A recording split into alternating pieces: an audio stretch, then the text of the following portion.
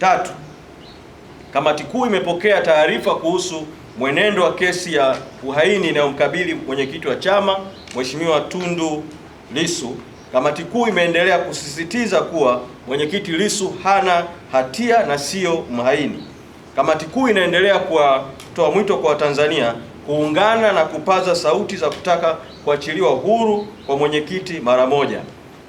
Mwenyekiti Lissu ambaye ndiye mwanasiasa mkubwa kabisa nchini anashikiliwa kwa hila za serikali hii haramu kutokana na yeye na Chadema kukataa kukubali kuendelea kugilibiwa na genge la watawala haramu wanaoongozwa na Samia Suluhu Hassan.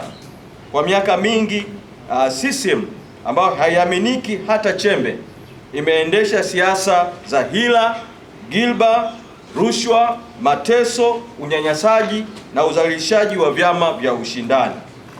Kukataa kwa Chadema kuendelea kuonewa, kunyanyaswa, kupuuzwa ndiko kumepelekea watawala hawa haramu kumshika na kumfungulia kesi ya uhaini wakati wa operation ya kupinga kushiriki uchaguzi bila mabadiliko ya kikatiba ya kuwezesha uchaguzi huru na haki, no reforms no election. Kamati kuu inawaomba Watanzania watambue kuwa mashtaka dhidi ya mwenyekiti Tundu Lissu yanatokana na chuki na hila za kisiasa za watawala wakiongozwa na kiongozi wao Samia Suluhu Hassan. Pia ikiwa ni sehemu ya mpango kazi wa chama, kamati kuu imepitisha mikakati na shughuli mbalimbali ambazo zitaongeza msukumo wa ziada kwa mwenyekiti kuachiwa huru haraka. 4. Aidha, kamati kuu imewapongeza na kutambua mchango wa wanasheria wote wa chama ambao wameendelea kujitolea kukitetea chama katika kesi mbalimbali zinazomhusu mwenyekiti wa chama taifa pamoja na kesi zinazohusu chama, wanachama na viongozi wa Chadema nchini. Kujitokeza kwao huko kumefanya chama hiki kusimama imara na kupambana na kila uovu na njama chafu dhidi yake. Kamati kuu inazidi kuwaomba mawakili waendelee kujitolea na kukihami chama hiki ambacho ndicho tumaini kuu la Watanzania katika kuelekea safari ya ukombozi wa pili wa Tanzania. Kadhalika, kamati kuu inawashukuru watu na wadau wote wenye kuwasaidia mawakili kwa hali na mali katika uwakilishi wao. 5. Kamati kuu imepokea na kujadili kauli iliyotolewa tarehe 26 Juni 2026 na Bwana Patrobas Katambi aitwaye waziri wa mambo ya ndani wa serikali haramu na batili iliyojiweka madarakani kwa kumwaga damu za Watanzania.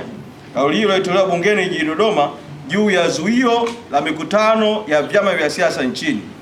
Kamati kuu imejiridhisha kuwa zuio hilo haramu linakiuka ibara ya 18, 20, 26 ibara ndogo ya kwanza, 29 ibara ndogo ya kwanza na ya pili na ya 5 za Katiba ya Jamhuri ya Muungano wa Tanzania ambazo zinatoa haki ya kujieleza, kujumuika na kutii na kufuata katiba ya nchi yetu, haki ya kufaidi uhuru unaotolewa na katiba, na kikubwa zaidi ikiwa ibara ya 29 ibara ndogo ya 5 ambayo inataka kila mtu katika nchi yetu kutozuia watu wengine kufaidi haki zinazotolewa na katiba.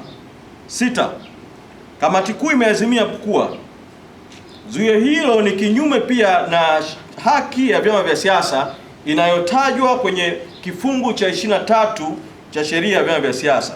Vile vile, kamati kuu inasisitiza kuwa si waziri wa mambo ya ndani au waziri mkuu mwenye mamlaka yoyote ya kikatiba na kisheria ya kuamuru mkuu wa jeshi la polisi kuhusiana na kuzuia mikutano ya vyama vya siasa. Mkuu wa jeshi la polisi hana mamlaka hayo, na kamati kuu inasisitiza kuwa watawala haramu lazima watambue kuwa Tanzania ni nchi ya vyama vingi na kuwa siasa za vyama vingi ndio msingi mkuu wa utawala katika nchi yetu. Asiyetambua hili ni mhalifu dhidi ya utawala wa sheria na katiba wa nchi yetu na hatakiwi kubakia katika uongozi. Kamati kuu inalaani kwa nguvu zote ukiukwaji mkubwa wa katiba ya nchi uliofanywa na serikali haramu kupitia wale waliopachikwa vyeo. Kamati kuu inadai kuondolewa kwa zuio hilo haramu mara moja na kuwajibishwa kwa wote wanaohusika. Aidha, kamati kuu pamoja na kulaani zuio hiyo inaunga mkono jitihada za kisheria zilizofanywa na zinazokusudiwa kuchukuliwa na wadau wengine wa haki na utawala wa sheria nchini dhidi ya zuio hiyo haramu. Kamati kuu inawaahidi kila msaada wa kimawazo na ushahidi katika mapambano yao na inawasihi Watanzania wasikubali kupigishwa magoti na utawala usioheshimu demokrasia chini ya serikali haramu ya Samia Suluhu Hassan. 7.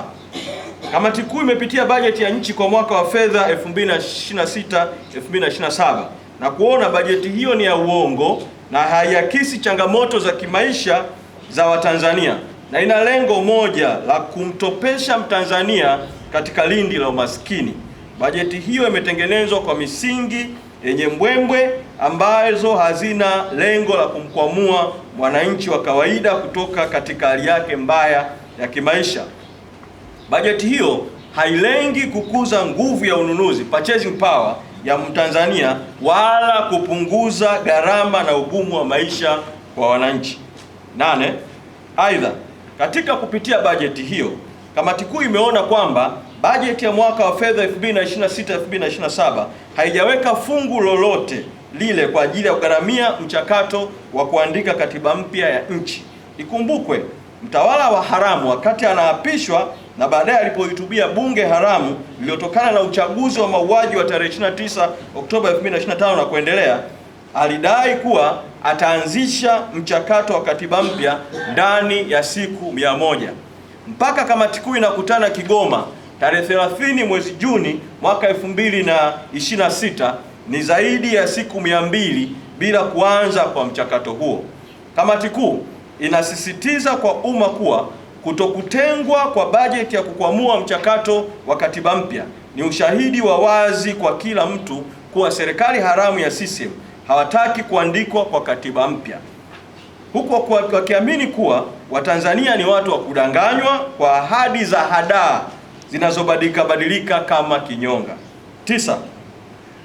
Kamati kuu imerejea azimio lake la awali la kuitaka serikali haramu na batili ya Samia Suluhu Hassan kushusha bei ya mafuta kufuatia ongezeko la awali. Ongezeko hili lisingekuwepo kama serikali ingedhibiti ufisadi katika mchakato wa ununuzi, ingetoa ruzuku, nafuu ya kodi na kuondoa tozo nyingi ambazo zimeingizwa kwenye bidhaa ya mafuta. Kamati kuu imepitia nyaraka mbalimbali zinazoonyesha kuwa bei ya mafuta katika nchi yetu ipo juu kutokana na ununuzi wa kifisadi unaofanywa kupitia zabuni na michakato ya ununuzi mkubwa, bulk procurement ya mafuta. Badala ya kuwa nafuu kwa Watanzania, ununuzi huu hivi sasa una tuhuma za kunufaisha genge la mafisadi. 10. Kamati kuu ya chama kwa niaba ya Baraza Kuu la chama ilipokea, ilijadili na kupitisha mpango kazi na bajeti ya chama kwa mwaka wa fedha 2026-2027 na kupanga kuwa bajeti hiyo itatokana na michango ya wanachama na wadau. Aidha, imesisitiza kuwa msajili wa vyama vya siasa anatakiwa kuipatia Chadema malimbikizo ya ruzuku yake yote ya miezi ya Juni, Julai, Agosti, Septemba na Oktoba 2025. Malimbikizo hayo yanatokana na hujuma kubwa zilizofanywa na msajili wa vyama vya siasa kwa Chadema alipokataa kutambua uongozi wa sekretarieti ya chama pamoja na wajumbe wa kuteuliwa wa kamati kuu, sanjari na visingizio vingine viovu vya ofisi hiyo. 11. Kamati kuu imeazimia na kuagiza kuwa nafasi zote za uongozi wa chama na mabaraza zilizo wazi kwa sababu mbalimbali zijazwe kwa kufanya uchaguzi wa nafasi husika. 12.